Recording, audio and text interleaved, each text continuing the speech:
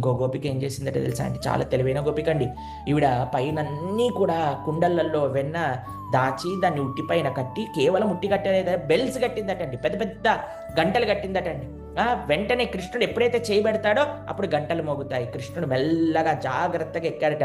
గంటలకు చెప్పారట, ఏ గంటల్లారా మోగకూడదు మీరు అనగానే సరే స్వామి అని అన్నాయట గంటలన్నీ కూడా.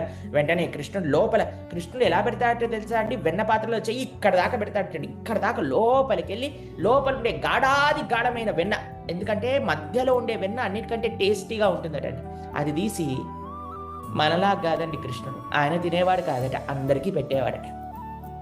మొత్తం అందరికీ పెట్టేవాడట. మిగిలిపోయింది ఏదైతే ఉందో ఆయన తినేవాడట. అందరికీ పంచుతున్నాడట. కోతులకు పెట్టాడట, బలరాముడికి పెట్టాడట, స్నేహితులకు పెట్టాడట.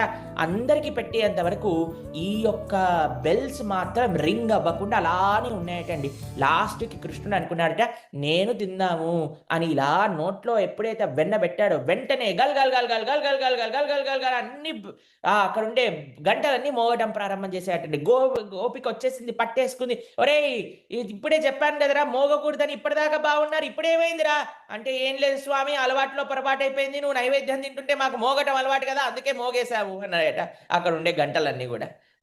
భగవంతుడికి నైవేద్యం పెట్టినప్పుడు మనం గంట కొడతాం కదండి, పాపం స్వామి వెన్న తింటూ ఉంటే ఈ గంటలన్నీ కూడా మోగేసాయి అలా.